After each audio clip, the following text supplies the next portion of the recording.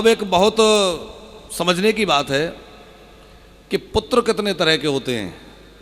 एक है ऋणानुबंधी पुत्र, एक है कर्मानुबंधी पुत्र, एक है शत्रु पुत्र, एक है मित्र पुत्र, एक है सेवक पुत्र। इस तरह से 5 प्रकार के पुत्रों का शास्त्रों में वर्णन है। तो ऋणानुबंधी पुत्र कौन है? आपने किसी से ऋण लिया और उस जन्म में उसका ऋण नहीं चुका पाए, तो वो इस जन्म में आपका बेटा बनकर, बेटी बनकर, कोई खास सगा संबंधी बनकर आएगा और जितना ऋण आपने उससे लिया था वो ब्याज सहित आपसे वसूल कर लेगा, चाहे वो बीमारी में इलाज के लिए, चाहे परवरिश के लिए, जैसे भी। अब वो अलग अलग तरह से होता है।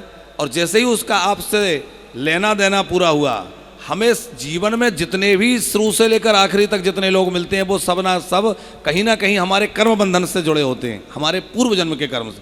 तो हमारा कर्म बंधन उनसे जैसे ही पूरा हुआ वहीं से वो व्यक्ति अलग हो जाएगा, क्योंकि हमारा उसका लेना देना समाप्त हो गया। तो कई ऐसे जीवात्माएं आते हैं कि वो उतने समय के लिए आए थे, उनका हिसाब किताब आपसे लेना देना पूरा हुआ, वो चले गए। वो ऋणानुबंधी। कर्मानुबंधी, कुछ ऐसे कर्म हमारे उनके साथ में थे कि वो कर्मों का कुछ बंधन था, उसको पूरा निभाने के लिए वो आया और जैसे ही कर्म बंधन उसका पूरा हुआ वो बीच में चला गया। हमें लग रहा है बीच में चला गया, लेकिन वो तो अपना काम पूरा करके गया। तीसरा है शत्रु पुत्र।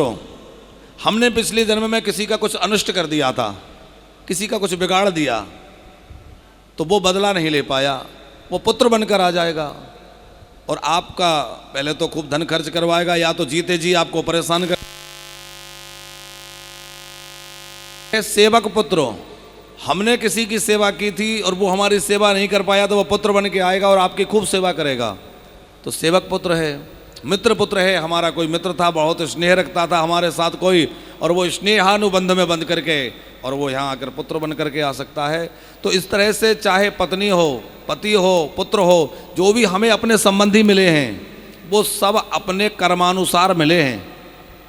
कई लोग कहते हैं ना, हमारी पत्नी बड़ी झगड़ालू है, हमारे पति बड़े झगड़ालू हैं।